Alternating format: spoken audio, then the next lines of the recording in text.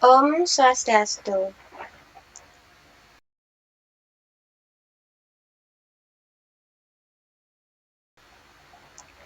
Perkenalkan, nama saya Igusti Ayudea Meitari, NIM 18011037, dari kelas manajemen reguler Suri.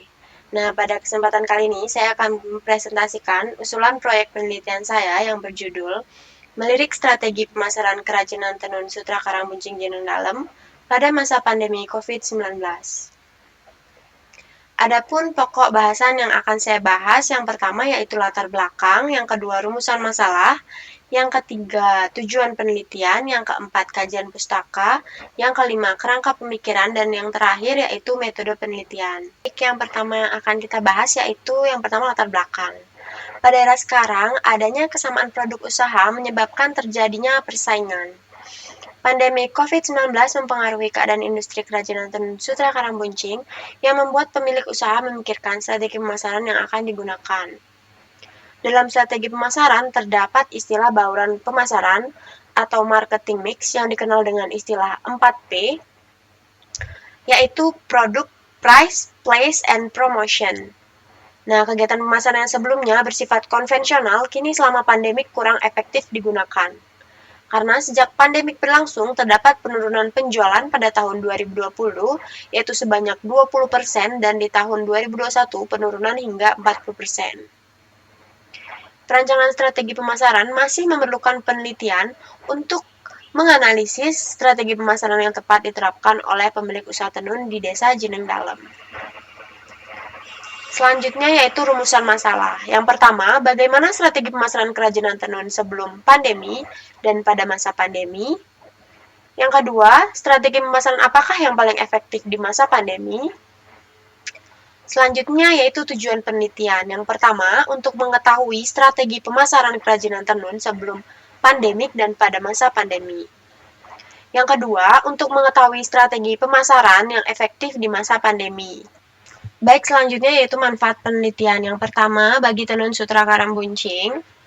Nah, hasil penelitian ini diharapkan dapat memberi masukan kepada pemilik usaha agar dapat menyusun dan mengembangkan bisnis usahanya, dan diharapkan strategi pemasaran yang digunakan di masa pandemi dapat meningkatkan minat konsumen dan penjualannya.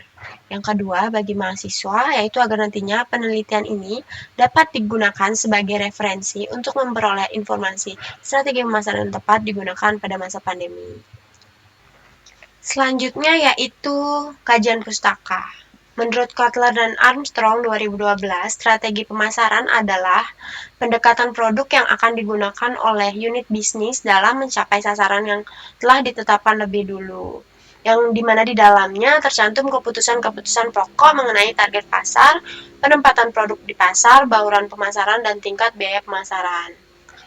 Nah, pada strategi pemasaran ini terdapat istilah marketing mix atau yang biasa disebut dengan 4P. Yang pertama, produk adalah merupakan sesuatu yang dapat ditawarkan ke pasar untuk mendapatkan perhatian untuk dibeli, digunakan, atau dikonsumsi, yang dapat memenuhi keinginan dan kebutuhan. Yang kedua yaitu price. Menurut Pucari Alma 2007, harga adalah nilai suatu barang atau jasa yang dinyatakan dengan uang. Yang ketiga yaitu place atau tempat. Nah, menurut Jiptono 2006, place adalah keputusan distribusi yang menyangkut kemudahan akses terhadap jasa bagi para pelanggan potensial. Dan yang terakhir yaitu promotion atau promosi.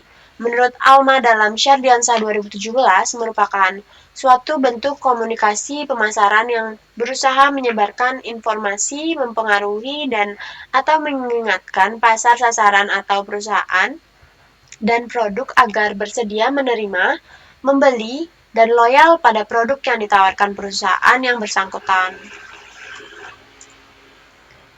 Nah, adapun kerangka pemikiran dari usulan proyek penelitian itu yaitu pertama, terjun langsung ke usaha tenun sutra Karangbuncing, selanjutnya melihat strategi pemasaran yang ada, melihat dari segi produk, harga, tempat, dan promosi yang telah dilakukan.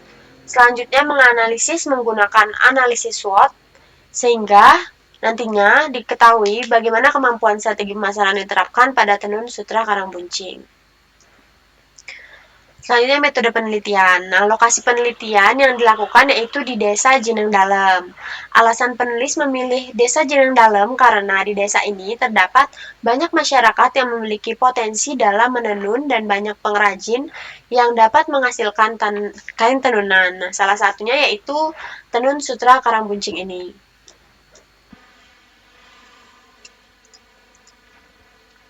Selanjutnya jenis data dan sumber data. Jenis data penelitian yang digunakan adalah penelitian kualitatif. Data kualitatif yaitu data yang disajikan dalam bentuk verbal atau lisan atau kata, bukan dalam bentuk angka. Selanjutnya sumber data penelitian yang digunakan yaitu data primer. Data primer adalah data penelitian yang diperoleh secara langsung dari sumber aslinya atau tanpa perantara. Baik, selanjutnya yaitu informan penelitian. Baik, selanjutnya yaitu informan penelitian. Menurut Molong 2015, informan penelitian adalah orang yang dimanfaatkan untuk memberikan informasi tentang situasi dan kondisi latar belakang penelitian dan merupakan orang yang benar-benar mengetahui permasalahan yang akan diteliti. Informan penelitian ini adalah yang pertama, pemilik usaha tenun, pengrajin tenun, dan konsumen. Selanjutnya, teknik pengumpulan data yaitu menggunakan wawancara. Wawancara merupakan pertemuan dua orang untuk bertukar informasi dan ide melalui tanya jawab, sehingga dapat dikonstruksikan makna dalam suatu topik tertentu.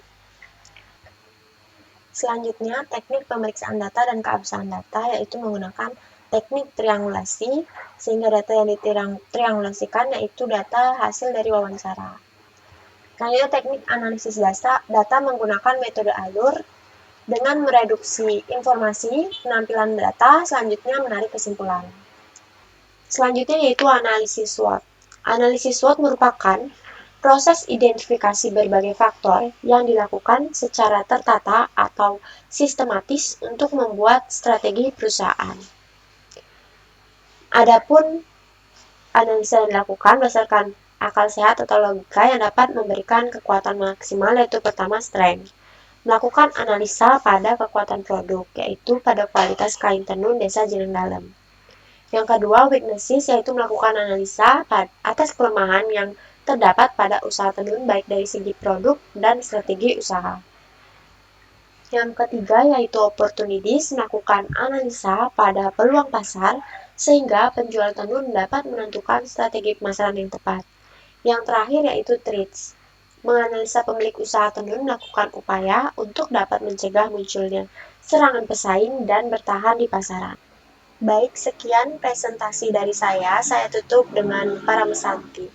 Om Santi, Santi, Santi, Om.